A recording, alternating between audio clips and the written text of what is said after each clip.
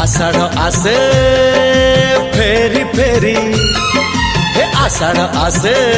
हे फेरी फेरी, साधब आसुचिल सिंदूर बोईत धरी,